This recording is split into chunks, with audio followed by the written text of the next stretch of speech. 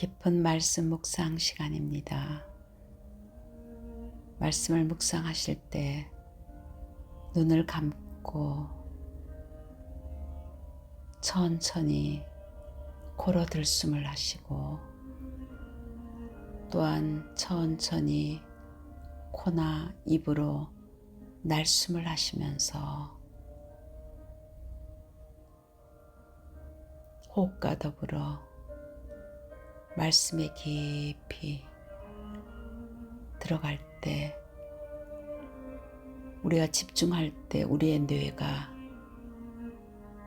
모든 생각에서 해방을 받고 그 말씀이 우리의 영혼 속에 깊이 들어가서 우리의 마음과 생각을 치유하고 육신의 모든 습관들과 잘못되어진 부분들도 말씀을 통해서 치유가 될 줄 믿습니다.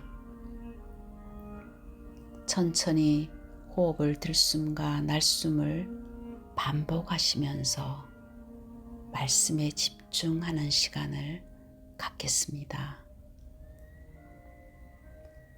나의 반석이시요 나의 구속자이신 여호와여, 내 입의 말과 마음의 묵상이 주님 앞에 연락되기를 원하나이다. 오늘의 타이틀은 하나님의 영원한 승부수. 요한복음 11장 24절에서 26절 말씀입니다. 예수께서 이르시되 나는 부활이요 생명이니 나를 믿는 자는 죽어도 살겠고 무릇 살아서 나를 믿는 자는 영원히 죽지 아니하리니 이것을 내가 믿느냐. 요한복음 11장 25절에서 26절 말씀입니다. 예수님께서 십자가에서 우리의 모든 문제를 해결하신 그 사건이 꽃이라면은 부활하신 것은 열매입니다. 이 땅의 영원한 존재는 하나님이십니다. 이사야서 40장 8절에 하나님은 영원하다고 말씀하셨습니다. 풀은 마르고 꽃은 시드나 우리 하나님의 말씀은 영원히 서리라 하라고 했습니다. 또한 하나님께서 창조하신 천사가 영원합니다. 또한 천사가 타락한 그 사탄도 영원합니다. 그런데 하나님과 함께 살도록 만들어진 영적인 존재인 인간도 영원한 존재입니다. 그래서 예수님께서는 나사로가 죽었는데도 죽었다고 말하지 아니하고 잔다고 했습니다. 영원한 인간이기 때문입니다. 그런데 그 영원한 인간이 하나님을 떠나 요한복음 8장 44절에 보면은 아비막이라고 사탄의 종노릇하는 것을 성경은 말하고 있습니다. 왜냐하면은 로마서 3장 10절과 23절에는 하나님을 떠난 죄 문제 때문에 어떤 사람도 의인은 없다고 했습니다. 그래서 마태복음 25장 41절에 마귀의 종으로 영원한 지옥에 갈 수밖에 없는 운명에 빠졌습니다. 그렇기 때문에 예수님이 죽으시고 부활하셔야 될 이유가 여기에 있습니다. 하나님을 떠나 영적인 문제로 사단에게 장악되어 영원한 저주 속에 지옥 권세 아래 완전히 빠져나오지 못한 그 죽음의 늪 속에 빠져있는 그 인간을 구원하시기 위해서 오신 유일한 방법이 그리스도이십니다. 그리스도께서는 요한일서 3장 8절에 마귀의 일을 멸하러 오셨다고 했습니다. 로마서 8장 1절에서 2절에도 우리를 생명의 성령의 법으로 죄와 사망의 법에서 해방시켰다고 하셨습니다. 그리스도가 오심으로 영원한 해방을 받았습니다. 그리스도가 오심으로 사탄에서 승리하셨습니다. 그 그리스도께서 요한복음 16장 33절에 이것을 너희에게 이름은 너희로 내 안에서 평안을 누리게 하려 함이라. 세상에서는 너희가 환난을 당하나 담대하라. 내가 세상을 이기었노라. 어떤 것도 문제될 것이 없습니다. 그리스도께서 우리에게 이미 평안을 주셨습니다. 세상의 어떤 문제 속에서도 담대하라고 하십니다. 왜냐? 그리스도께서 세상을 이기셨습니다. 고린도전서 15장 3절에서 4절에는 성경대로 죽으시고 성경대로 살아나셨다고 하셨습니다. 부활의 영, 살아계신 하나님, 성령께서 우리 안에 영원히 함께 하십니다. 정말 이 사실을 믿는다면 우리 안에 참 평안함이 사실적으로 올 줄 믿습니다. 우리 안에 있던 불신앙하던 예수님이 나사로를 잔다고 했을 때 제자들이 그것이 도대체 무슨 말인지 몰라 어떻게 죽은 자가 살아나느냐고 말한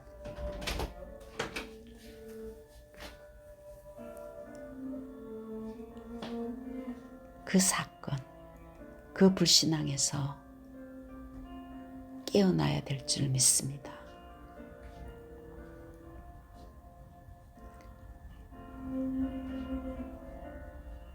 이 부활하신 예수 그리스도의 이름이 선포될 때마다 재창조의 역사가 일어납니다.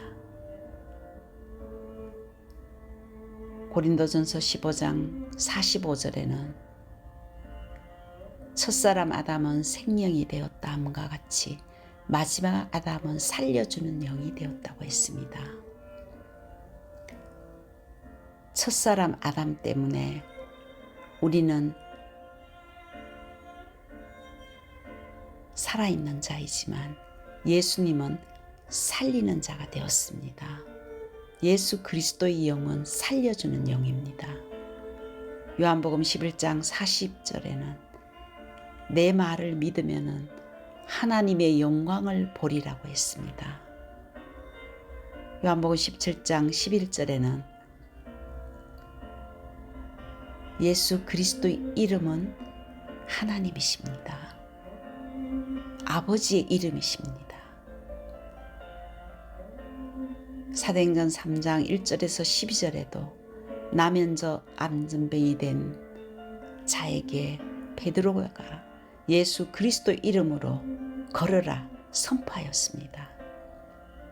그리스도 이름이 선포되는 곳마다 흑암이 무너지고 하나님의 나라가 임했습니다.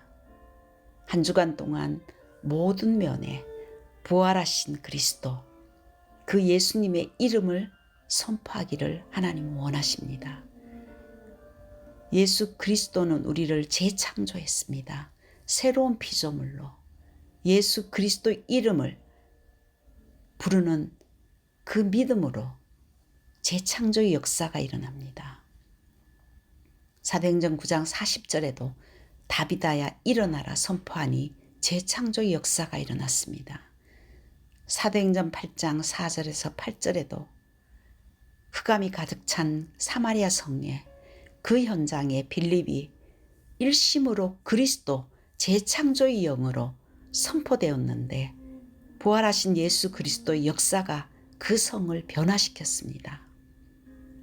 사도 바울은 부활하신 그리스도를 만난 이후부터 오직 예수 권세 누리는 것밖에 없었지만은 그를 통해서 전도와 선교의 문이 열어나고 치유의 역사가 일어났습니다. 그런데 우리의 문제는 무엇입니까? 모든 것을 다 받았는데도 불구하고 누리지 않고 있는 것이 문제입니다. 지금도 살아계신 부활의 영인 그리스도, 그 이름을 사용하는 한 주간 되기를 기도합니다.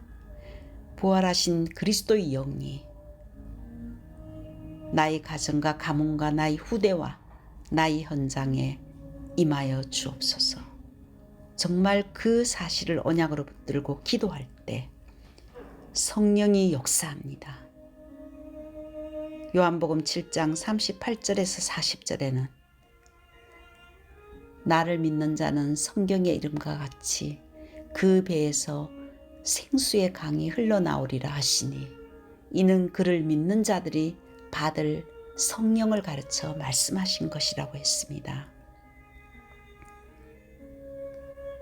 예수 그리스도를 믿는 우리에게 고린도전서 3장 16절에는 성령이 함께하는 성전이 되었다고 했으며 요한복음 14장 16절에서 17절에도 영원히 우리와 함께하는 그 성령이 들어오심으로 우리는 영원한 생명을 가진 존재가 되었습니다.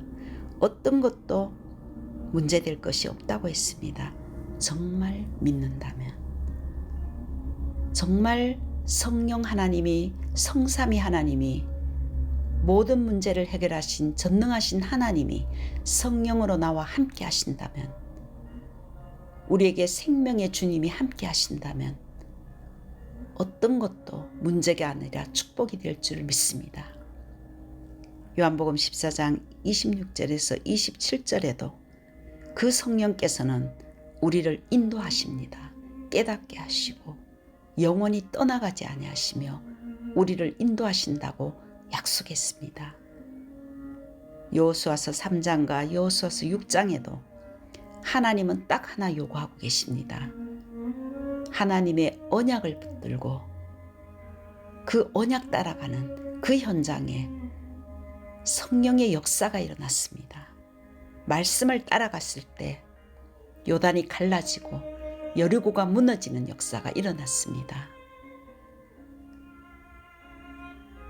정말 우리가 하나님의 언약을 믿고 한 주간 동안 그 사실을 믿고 따라간다면 하나님께서 닫혀있는 문을 열어주실 것이고 막혀있는 문이 무너질 것이고 모든 현장에 하나님이 하시는 것을 볼 줄 믿습니다.